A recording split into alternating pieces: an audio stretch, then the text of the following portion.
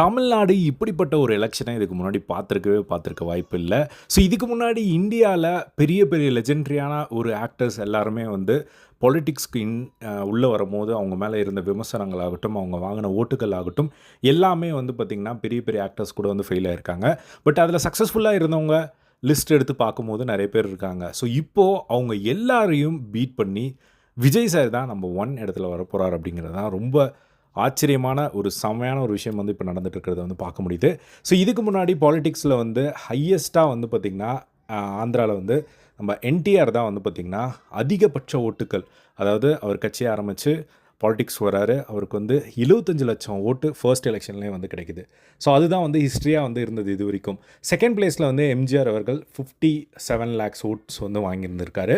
அதுக்கப்புறம் சிரஞ்சீவி வந்து 56 லட்சம் ஓட்டு, அதுக்கப்புறமா 28 லட்சம் ஓட்டுக்கிட்ட வந்து நம்ம விஜயகாந்த் சார் வாங்கியிருக்காங்க. அதுக்கப்புறம் பவன் கல்யாண் வந்து 19 லட்சம் ஓட்டு வாங்கியிருக்காரு. கமல் சார் வந்து 17 லட்சம் ஓட்டு வந்து வாங்கியிருக்காங்க. இதுதான் வந்து பார்த்திங்கன்னா இதுக்கு முன்னாடி ஹிஸ்ட்ரி.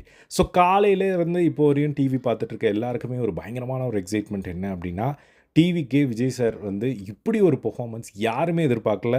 ஏகப்பட்ட பேர் இது இது இத்தனை வருஷமாக வந்து பாலிடிக்ஸை வந்து கண்டினியூவாக வந்து ரிவ்யூ பண்ணிகிட்டு இருந்தவங்க, அனலைஸ் பண்ணிட்டு இருந்தவங்க எல்லாரோட கருத்து கணிப்பும் இந்த இடத்துல வந்து தோற்று போயிருக்கு.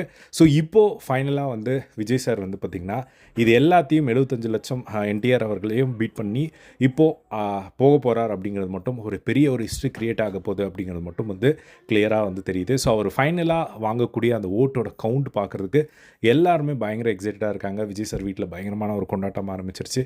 தமிழ்நாடே வந்து பார்த்திங்கன்னா பயங்கரமாக ஒரு பக்கம் வந்து டிவிகே சார்பாக வந்து கொண்டாட ஆரம்பிச்சிட்டாங்க. இன்னும் கவுண்டிங் போயிட்டு தான் இருக்குது. ஸோ 6 ரவுண்டு கிட்ட தான் வந்து முடிஞ்சிருக்கு. இன்னும் வந்து 7 ரவுண்டு 8 ரவுண்டு கிட்ட வந்து இருக்குது. ஸோ 15 ரவுண்டு கிட்டே என்னமோ நடக்கும் போல். ஸோ இப்போது அந்த முன்னிலை நிலவரம் காலைல ஆரம்பித்ததுலேருந்து இப்போ வரையுமே அந்த டிவிக்கு வந்து டாமினேட் பண்ணியிருக்கிறது வந்து பார்க்க முடியுது. ஸோ உண்மையிலே இது சாதாரண விஷயம் கிடையாது. ஃபர்ஸ்ட் எலெக்ஷனில் இவ்வளோ பெரிய ஒரு இம்பேக்டை இந்தியாவில் யாருமே எதிர்பார்த்துருக்க மாட்டாங்க. ஸோ இப்போ இந்தியாவே திரும்பி பார்க்குற ஒரு தலைவராக விஜய் சார் வந்து மாறிட்டு இருக்கிறத வந்து பார்க்க முடியுது. உண்மையிலே வந்து இந்த ஒரு சேஞ்சை வந்து யாருமே எதிர்பார்க்காத ஒரு மிகப்பெரிய ஒரு இம்பேக்டை வந்து விஜய் சார் பாலிடிக்ஸில் க்ரியேட் பண்ணியிருக்காரு. ஸோ இதை வந்து இன்னொருத்தர் யார் வந்து பீட் பண்ணுவார் அப்படிங்கிறதெல்லாம் ஒரு கேள்விக்குறி தான். ஸோ இப்போது இவர் இன்னும் எவ்வளோ ஓட்டுகள் வாங்க போகிறார் அப்படிங்கிறது பயங்கர எக்ஸைட்மெண்ட் வந்து க்ரியேட் பண்ணுது. ஸோ இப்போ வரையும் வந்து பார்த்திங்கன்னா ஓட் கவுண்ட் வந்து பார்க்கும்போது ஆல்மோஸ்ட் வந்து ஒரு 113 தொகுதியில் வந்து லீடிங்கில் இருக்காங்க. ஸோ செகண்ட் பிளேஸ்க்கு தான் வந்து இப்போ போட்டி மாதிரி வந்து போயிட்டுருக்கு. ஸோ ஏடிஎம்கே 61, டிஎம்கே 61 அப்படின்னு சொல்லி போயிட்டுருக்கு லீடிங்கில்.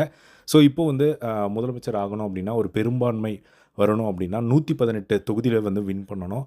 ஸோ அந்த வகையில் இப்போது 118 தொகுதியில் வந்து விஜய் சார் வந்து வின் பண்ணிட்டார் அப்படின்னா பிரச்சனை கிடையாது. ஸோ ஈஸியாக வந்து முதலமைச்சர் ஆகிடலாம். பட் இப்போது எங்கேயாவது லேக் ஆச்சு 118க்கு கீழே வந்தது அப்படின்னா மற்ற கட்சியிலேருந்து யாராவது ஒரு எம்எல்ஏ இங்கே வந்தால் தான் வந்து உண்டு. ஸோ நிறைய ட்ராமாஸ், நிறைய இன்ட்ரெஸ்டிங்கான விஷயங்கள் இதுக்கு மேலே வந்து நடக்க போகுது. வெயிட் பண்ணி வந்து பார்க்கலாம் என்ன நடக்குது அப்படின்னு சொல்லி.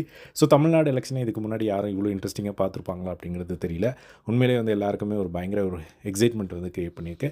ஸோ நீங்கள் அதை எப்படி பார்த்துட்ருக்கீங்க அப்படிங்கிறத கமெண்ட் பாக்ஸில் ஷேர் பண்ணுங்கள். ஸோ விஜய் சாரோட இந்த ஒரு பர்ஃபார்மன்ஸை நீங்கள் எப்படி பார்க்குறீங்க அப்படிங்கிறதையும் ஷேர் பண்ணுங்கள். தேங்க்ஸ் ஃபார் வாட்சிங். பை.